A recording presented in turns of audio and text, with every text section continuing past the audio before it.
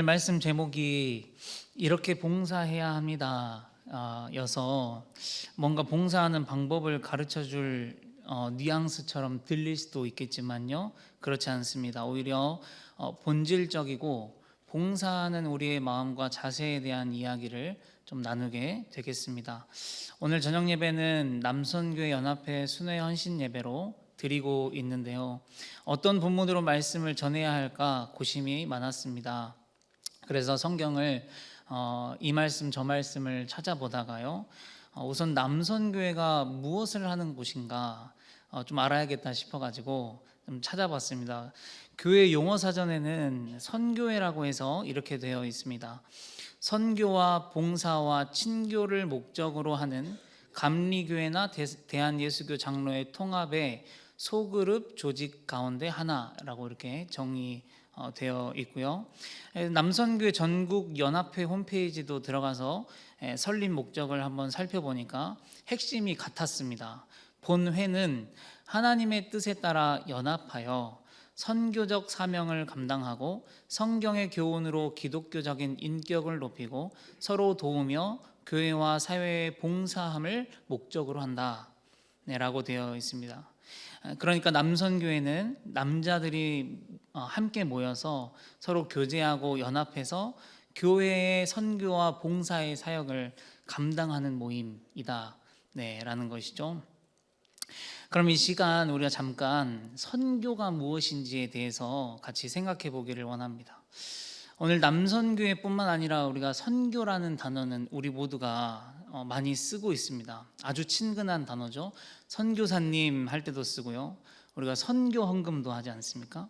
또 국내 선교한다, 해외 선교한다, 단기 선교한다, 직장 선교한다, 가족 선교한다 이렇게 말하기도 하고요, 선교사로 헌신한다, 선교사를 파송한다 할 때도 쓰이고요, 또 이름을 선교라고 짓는 사람들도 있고요. 우리가 이렇게 선교라는 단어를 정말 많이 사용하는데, 사실 이 선교라는 단어는요, 성경에는 없는 단어라는 것을 아십니까? 이쯤 되면 궁금하실 것 같아서 이제 뜸을 그만드리고 빨리 말씀드리겠습니다. 먼저 사전풀이에 의하면 선교는요, 종교를 선전하여 널리 펴다라는 뜻입니다. 그러니까 우리는 그리스도의 신앙을 선전하고 이렇게 널리 전파하는 것이죠. 그런데 이런 표면적인 뜻 말고요, 제가 신학교 다닐 때 선교학을 배우면서 들었던 아직도 머릿속에 남아있는 이 선교가 무엇인가에 대한 이야기를 말씀을 좀 드리겠습니다. 선교는요, 하나님께서 하시는 일에 사람이 동참하는 것을 의미한다, 이렇게 선교학에서 배웠습니다. 사람들이 하고 싶은 일이 아니고요, 하나님께서 이미 하고 계시는 일에 동참하는 겁니다. 우리가 전도를 한다는 것은요, 이미 오래전부터 해가고 계시는 하나님의 구원 사역에 우리가 동참하는 것입니다.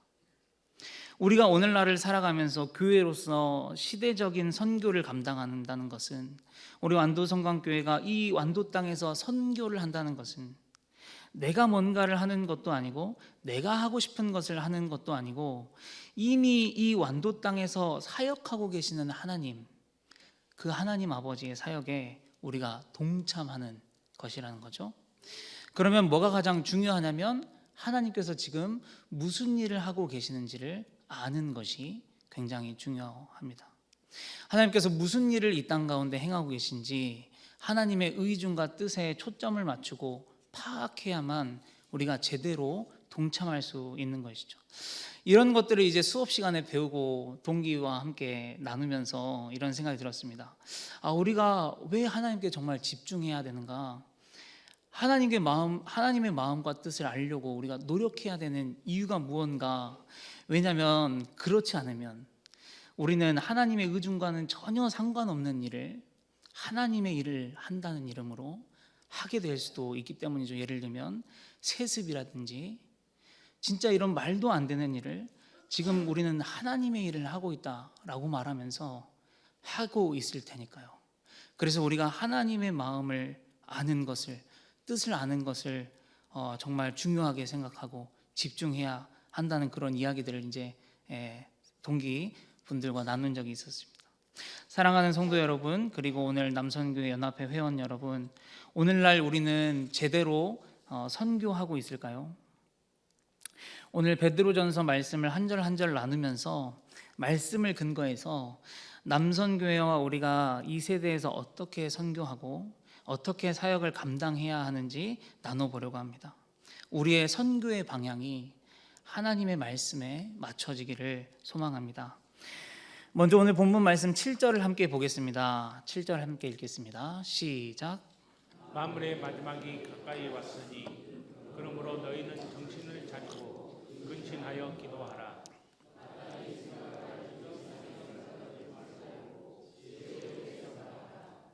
또한 종말에도 불구하고 종말론적 광란에 빠지지 않는 것이다. 네.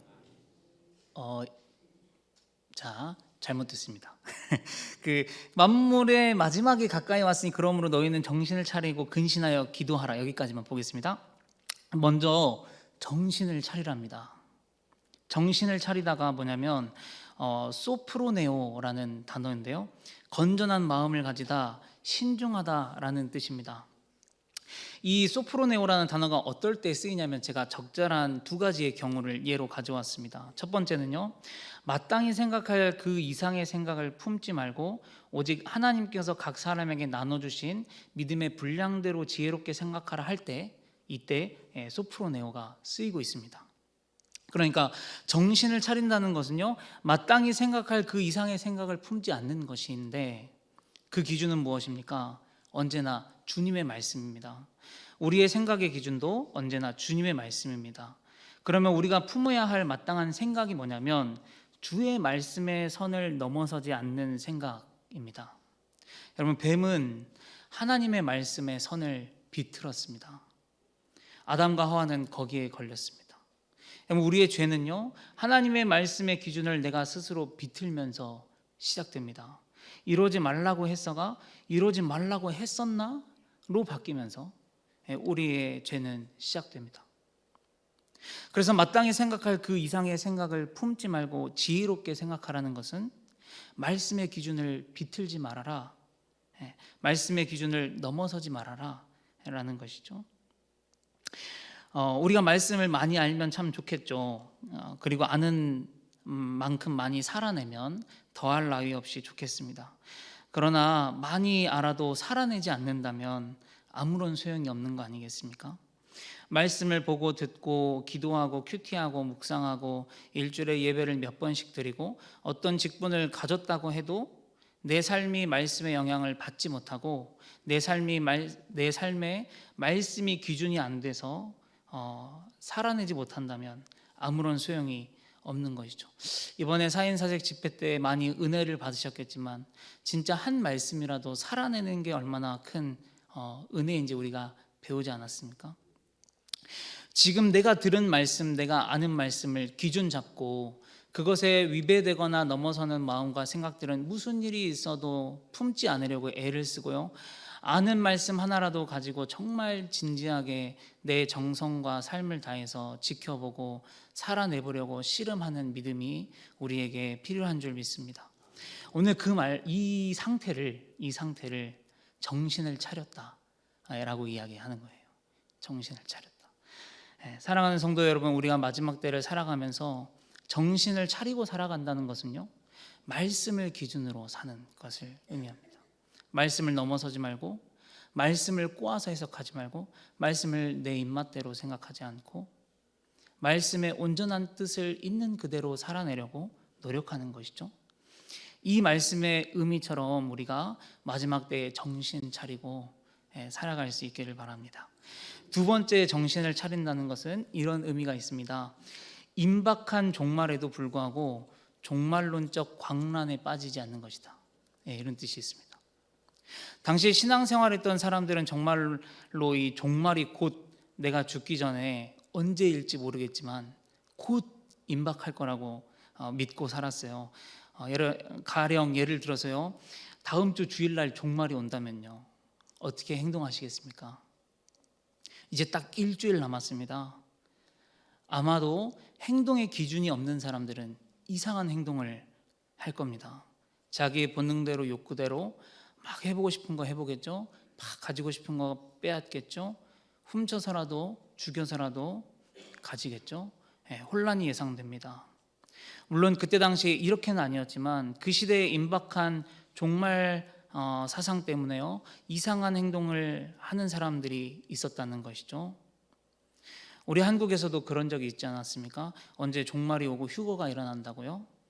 집 팔고 다 정리하고 그랬던 것처럼 삶의 질서가 무너지고 교회의 질서도 흔들리고 혼란스러웠을 겁니다. 그런 상황에 오늘 베드로 사도는요, 교회에게 야, 정신 차려라 이렇게 이야기합니다. 종말이 임박했다고 해도 종말론적인 광란에 빠지지 말아라 경고하는 것이죠. 여기서 광란이라는 뜻이요, 미친 듯이 날뛰는 것을 의미합니다. 우리의 삶이 미친 듯이 날뛰어서는 안 된다라는 것이죠. 여러분, 그러면 베드로는 우리에게 어떤 행동 지침을 이야기해 주냐면요, 오늘 말씀이 8절로 이어집니다. 정신을 차리는 것이 이제 8절로 이어지는데 무엇보다도 뜨겁게 서로 사랑할지니로 연결이 됩니다. 마지막 때라고 해서 미친 듯이 날뛰지 말고 무엇보다 뜨겁게 사랑해라 입니다.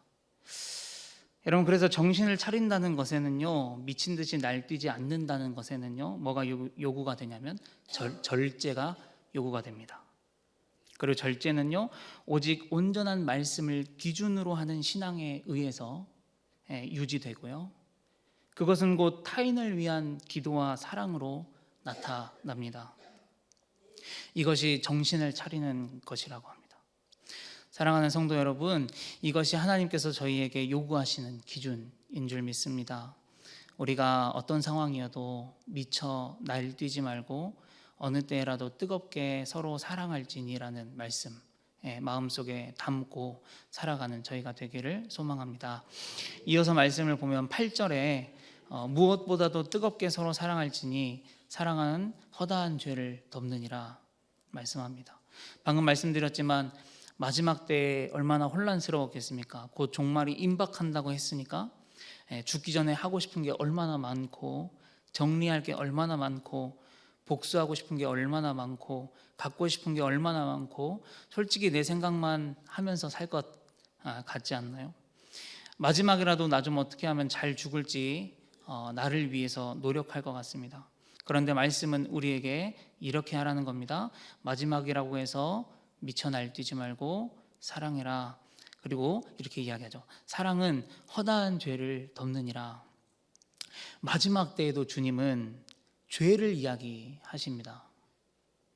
우리의 기준이 흔들리지 말라는 것이죠. 마치 이 땅이 끝나면 다 끝날 것처럼 지금 여겨질 수 있는데 그렇게 생각하지 말라는 것이죠. 우리는 본향을 바라보는 사람이고 이 땅에서 나그네라는 기준을 잃어버리지 말라는 것입니다. 너희는 죄의 문제를 해결받은 사람이라는 것이죠. 그래서 천국에 들어갈 사람이라는 이 기준 흔들리지 말아라 라는 것입니다. 우리가 이 기준이 있어야 절제가 되고요, 흔들리지 않을 수 있습니다. 이 말씀을 묵상하니까 주님께서 하셨던 말씀도 생각이 납니다. 요한복음 13장 1절을 읽겠습니다. 시작. 돌전전에 예수께서 자기가 세상을 떠나 아버지께로 돌아가실 때가 이른 줄 아시고 세상에 있는 자기 사람들을 사랑하시되 끝까지 사랑하신. 아멘. 예수님께서도 세상을 떠나 아버지께로 돌아갈 때가 이른 줄 아셨는데요, 그때 이제 인생 끝났으니 미쳐 날뛰어야 되겠다라고 하시는 게 아니고 끝까지 사랑하셨다고 합니다. 기준이 있으니까 절제가 되고요, 목표가 있으니까 적절한 마음을 가질 수 있었던 것 같습니다. 제가 식견이 짧지만 지금까지 하나님 말씀을 제가 정말 조금이지만 이해한 바로는요, 하나님의 말씀은 저희에게 하나만 요구하시는 것 같습니다. 뭐냐면 사랑하라는 것입니다. 너희들이 할 것은 사랑할 것밖에 없다고 이야기하시는 것 같습니다. 복잡하지 않다고 말씀하시고 끝까지 사랑만 해라 라고 하시는 것 같습니다. 그러면 교회는 어떤 곳일까 생각해 봅니다. 교회는 어떤 곳이어야 하는가? 그러면 교회는 사랑하는 곳이어야 한다는 겁니다. 그러면 세상은 어떻습니까? 세상은 사랑하는 곳이 아니고요, 1등만 기억하고 잘하는 사람에게만 엄지를 치켜듭니다. 못하는 사람은 안타까운 대우를 받습니다. 빈곤한 사람은 더 빈곤해지고 더 내려가고요, 1등이나 능력 있는 사람은 더 부자가 되고 더 높아집니다. 그러면 교회는 어때야 될까요? 교회도 1등에게만 엄지를 치켜들고요, 그런다면 세상과 다를 게 무엇일까요? 만일 교회가 내 자식 대학 잘 가고 내 자식 성공한 것을 간증한다면요, 물론요, 잘 풀리고 잘 되게 하신 것도 하나님의 은혜지만요, 그럼 잘 안 된 사람은요, 그걸 듣고 있는 이번에 취업에 실패한 자녀를 둔 부모는요, 은혜가 없는 걸까요? 그런 것이 아니라는 거죠. 오늘 아침에 목사님께서 하신 말씀이 정말 많이 공감이 됐습니다. 높은 것을 좋아하고 교회가 귀족화되는 것, 사람들은 교회에 서비스 받으러 오고요, 그런 관념이 많이 있다는 것이죠. 그런데 말씀은 우리에게 뭐라고 말씀을 가르쳐 주시냐면, 고린도후서 12장 9절에 시작. 내게 독하도다. 이는 내 능력이 약한 데서 온전하여짐이라 신지라. 그러므로 도리어 크게 기뻐함으로 나의 여러 약한 것들에 대하여 자랑하리니 이는 그리스도의 능력이 내게 머물게 하려 함이라. 네, 고린도후서 12장 10절입니다. 시작. 그러므로 내가 그리스도를 위하여 약한 것들과 능력과 궁핍과 박해와 곤고를 기뻐하노니 이는 내가 약한 그때에 강함이라. 네, 고린도전서 1장 27절부터 29절입니다. 시작. 그러나 하나님께서 세상에 미련한 것들을 택하사 자들을 부끄럽게 하려 하시고 세상에 약한 것들을 택하사 강한 것들을 부끄럽게 하려 하시며, 하나님께서 세상에 천한 것들과 멸시받는 것들과 없는 것들을 택하사 있는 것들을 폐하려 하시나니 이는 아무 육체도 하나님 앞에서 자랑하지 못하게 하려 하심이라. 네, 교회는 어떠해야 합니까? 주님은 우리에게 무조건 1등해라, 잘하라고 많은 말하지 않는 것 같습니다. 다만 뭐라고 이야기하시냐면 요한복음 14장 35절입니다. 시작. 너희가 서로 사랑하면 이로써 모든 사람이 너희가 제자인 줄 알리라. 아멘. 네. 교회는 사랑하는 곳이다 말하는 것 같습니다. 잘하는 사람도 사랑하고 귀하게 여겨야 되지만 못하는 사람은 더 사랑하고 더 귀하게 여기고요, 잘하는 사람에게도 설 자리를 내어줘야 되지만 못하는 사람, 능력이 없는 사람도 교회에서는 설 자리를 가질 수 있어야 합니다. 마지막 때에 이렇게 사역하라는 것입니다. 여러분 생각해 보면 우리도 예수님께 그렇게 사랑을 받지 않았습니까? 여기 우리 중에 예수님께 사랑 안 받은 사람이 어디 있습니까? 예수님께서 그 사랑으로 우리의 허다한 죄를 덮어주셨기 때문에 우리가 지금 이렇게 은혜의 자리에 있을 수 있는 거 아니겠습니까? 그래서 주님께서 가르쳐 주신 기도문에도 우리가 우리에게 죄 지은 자를 사하여 준 것 같이 우리의 죄를 사하여 주옵시고라고 기도하라고 가르쳐 주셨습니다. 우리 또한 사랑으로 허다한 죄를 덮어주며 살아야 한다는 것이죠. 여러분, 우리가 어느 때에 변하고 바뀌는지 생각해 봤습니다. 우리는 언제 변하고 언제 바뀝니까? 지적으로 바뀝니까? 아주 날카롭게 허점을 찌르면 바뀝니까? 아주 맞는 말로, 아주 타당한 말로 이야기하면 바뀝니까? 아니요, 절대 그런 것으로 바뀌지 않고 우리가 사랑에 바뀌지 않습니까? 넘어지고 계속 넘어지고요, 똥꼬집 뿌리고 똥꼬집을 계속 부려도요, 여전히 나를 사랑하시는 주님을 만날 때 우리는 바뀌지 않던가요? 다른 사람들은 다 포기한 나 같은 인간을 그분만은 여전히도 사랑하고 계시다는 사실을 어느 날 만날 때 우리의 가슴이 무너져 내리고 눈에서 눈물이 쏟아지면서 도저히 주님 앞에서는 고집을 부릴 수가 없게 되지 않냐는 것이죠. 그 사랑이 우리를 바꾸는 것입니다. 물론 정확한 판단과 날카로운 시선이 필요한 분야가 있겠지만요. 적어도 사람과 사람이 서로를 대할 때는 그것은 아닌 것 같습니다. 계속 이어서 말씀을 보면요. 9절입니다. 9절에 시작. 서로 대접하기를 원망 없이 하라. 네. 여기서 대접하다의 원어가 두 가지의 합성어였습니다. 보니까요. 가장 사랑하는 이라는 단어와 손님이라는 단어입니다. 그러니까 대접한다는 것은 가장 사랑하는 손님을 대하는 모양이래요. 우리가 사랑하는 손님은 어떻게 맞이합니까? 환대하지 않습니까? 환대. 어서 오세요. 이렇게요. 환대하시죠.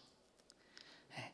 그러니까 서로 대접하기를 원망 없이 하라라는 말은 서로 자신에게 다가온 사람을 이렇게 환대하라는 이야기입니다. 이 부분을 묵상할 때 또 떠오르는 말씀이 있었는데요. 우리 성도님들께서도 다 아시는 말씀인데 마태복음 7장 12절입니다. 시작. 그러므로 무엇이든지 남에게 대접을 받고자 하는 대로 너희도 남을 대접하라. 이것이 율법이요 선지자이니라. 네, 누가복음 6장 36절에서 38절입니다. 너희 아버지의 자우같이 너희도 자비로운 자가 되라. 비판하지 말라. 그리하면 너희가 비판을 받지 않을 것이요 정죄하지 말라. 그리하면 너희가 정죄를 받지 않을 것이요 용서하라. 그리하면 너희가 용서를 받을 것이요 주라. 그리하면 너희에게 줄 것이니 곧 후히 되어 누르고 흔들어 넘치도록 하여 너희에게 안겨주리라. 너희가 헤아리는 그 헤아림으로 너희도 헤아림을 도로 받을 것이니라. 아멘. 또 이 말씀 바로 다음의 말씀도 같은 맥락에서 나온 말씀입니다. 누가복음 6장 43절부터 45절입니다. 시작. 못된 열매 맺는 좋은 나무가 없고 또 좋은 열매 맺는 못된 나무가 없느니라. 나무는 각각 그 열매로 아나니 가시나무에서 무화과를 또는 찔레에서 포도를 따지 못하느니라. 선한 사람은 마음에 쌓은 선에서 선을 내고 악한 자는 그 쌓은 악에서 악을 내나니 이는 마음에 가득한 것을 입으로 말함이니라. 아멘. 네. 내 안에 무엇이 있는가, 내가 무엇을 뿌리고 다니는가, 결국 내가 말하는 대로 내가 받고, 내가 대하는 대로 내가 대함을 받고, 내가 욕하는 대로 내가 욕을 먹고, 내가 판단한 대로 내가 판단을 받고, 내가 모함한 대로 내가 모함을 받고, 내가 덫을 놓은 대로 내가 덫에 걸리고요. 그렇기 때문에 너희 아버지의 자비로우심 같이 너희도 자비로운 자가 되라. 입니다. 또 여기 서로 대접하기를 원망 없이 하라는 말을 배경적으로 풀어보면요, 당시에는 항상 박해가 심했거든요. 그래서 예수 믿는 사람들이요, 맞고 빼앗기고 쫓겨다니는 경우가 많았습니다. 그런 우리의 형제 자매가 혹시 너희 집에 오거든 아주 사랑하는 손님을 맞이하듯이 환대하라 라는 이야기죠. 언뜻 생각하면 우리가 상상해 보면 바울이 전도하다가 쫓겨나서 우리 집에 온다 그렇게 생각하면요, 되게 설레잖아요. 근데 당시에 그리스도인을 내 집에 들이고 숨겨준다는 것은 나도 목숨을 걸어야 하는 일이었기 때문에 쉬운 일이 아니었다는 것이죠. 그런데 그 환대하기를 원망 없이 하라라고 이야기합니다. 왜냐하면 우리는 죄를 사함받은 본향을 바라보는 사람이기 때문에 그렇습니다. 여러분, 우리가 누군가를 환대하는 일이 어려울 수도 있습니다. 그러나 오늘 말씀은 나에게 다가오는 사람을 사랑하는 손님을 맞이하듯 불평 없이 환대할 수 있어야 한다고 가르쳐 줍니다. 우리도 죄를 사함받은 본향을 바라보고 가는 사람들이기 때문입니다. 어렵지만 우리가 애쓰고 노력하며 살아갈 수 있기를 소망합니다. 이어서 10절 같이 보겠습니다. 시작. 각각 은사를 받은 대로 하나님의 여러 가지 은혜를 맡은 선한 청지기 같이 서로 봉사하라. 네. 성경에서 은사를 우리에게 어떻게 가르쳐 주냐면 은사는 하나님의 선물이지 너의 능력이 아니다 이렇게 이야기를 하시고요. 그래서 너희는 가진 은사로 서로 비교하거나 자기의 유익 또는 나를 자랑하기 위해서 사용해서는 안 된다라고 이야기합니다. 그럼 은사를 바르게 사용하는 것은 무엇이냐면 오직 교회의 몸을 세우기 위한 것이다라고 고린도전서에서 이야기하고 있습니다. 우리가 자주 오류를 범하는 생각이 있는데요. 와, 저 사람은 5달란트고 나는 3달란트 받았는, 저 사람은 또 3달란트를 받았는데 난 이것밖에 없네. 이렇게 비교하는 것은 옳지 않다는 것이죠. 달란트 비유에서 핵심적으로 이야기하고 있는 거는요, 내가 몇 달란트 받았고 얼마를 남겼냐가 아니고요, 주인이 주신 것에 충성했냐입니다. 네, 오늘 말씀도 하나님께서 너희에게 주신 은사대로 청지기처럼 봉사하라는 것은 나에게 하나님께서 한 가지의 은사를 주셨든 2가지를 주셨든 비교하거나 시샘하지 말고 교회를 세우는 목적을 가지고 충성하고 봉사하라는 것입니다. 여러분, 저희 한 명 한 명은 예수 그리스도를 머리로 한 각 지체입니다. 팔이 다리더러 쓸데없다고 할 수 없고 눈이 코에게 너는 필요 없다고 할 수 없습니다. 각자 하나님께서 나에게 주신 모양대로 그 은사대로 사역하면서 우리가 교회를 세워 나가면 되는 것입니다. 여기 계신 모든 분들 중에 한 사람도 없었으면 좋겠는 사람은 없습니다. 다 각자의 잘하는 부분들이 있고 은사가 있으십니다. 그것으로 우리가 함께 그리스도의 교회를 잘 세워 나가라는 것이 우리 하나님의 말씀인 줄 믿습니다. 네, 마지막 11절을 함께 나누겠습니다. 시작. 만일 누가 말하려면 하나님의 말씀을 한 것 같이 하고 누가 봉사하려면 하나님이 공급하시는 힘으로 한 것 같이 하라. 네, 여기에 이제 표현이 뭐뭐 하는 것 같이 하라라고 해서 좀 표현이 이해가 좀 쉽지 않았습니다. 마치 뭐뭐 하는 것 같이 하라는 말은 잘못 해석하면 마치 그렇지 않은데 그런 것 같이 하라라고 이렇게 뉘앙스로 해석이 될 수 있을 것 같아요. 해석이 쉽지 않아서 여러 가지 버전을 찾아봤는데 원어의 뜻과 가장 가깝게 해석해 놓은 버전이 표준 세번역이었거든요. 우리가 표준 세번역으로 다시 한번 읽겠습니다. 시작. 말을 하는 사람은 하나님의 말씀을 전파하는 사람답게 하고 봉사하는 사람은 하나님께서 주시는 힘으로 봉사하는 사람답게 하십시오. 네, 실상은 그렇지 않은데 그때만 뭐뭐 하는 척 하라는 뉘앙스가 아니죠. 복음을 전하는 사람답게 말하고 봉사하는 사람은 하나님께서 주시는 힘을 정말 받아서 봉사하라는 뜻입니다. 내 생각, 내 능력으로 말고요. 이렇게 해야 되는 이유는 그 뒤에 이는 범사에 예수 그리스도로 말미암아 하나님이 영광을 받으시게 하려 함이다라고 이야기합니다. 여러분 다들 경험해 보셔서 아시겠지만 내 생각, 내 능력으로 할 때는 얼마나 일이 안 되고요, 잡음이 많고요. 네, 아시죠? 열심히 하지만 욕 먹고요. 하나님께 영광에 돌리는 게 이렇게 힘든가 싶을 때도 있죠. 오늘 말씀에 하나님께 영광 돌리는 것은 우리의 힘으로 하는 것이 되는 것이 아니라고 말씀합니다. 정말 하나님께서 주시는 힘을 받아야 가능하다는 것입니다. 네, 오늘 남선교회 연합회 헌신 예배를 드리면서 베드로전서 4장의 본문으로 이 시대의 교회가 어떻게 섬겨야 하는지에 대해서 함께 나눴습니다. 오늘 말씀을 기억하면서 우리 연합 회원분들과 우리 성도님들 섬기시는 자리에서 잘 섬겨주시기를 바라고 예수 그리스도의 교회를 잘 세워가는 우리 모두가 되기를 축복합니다.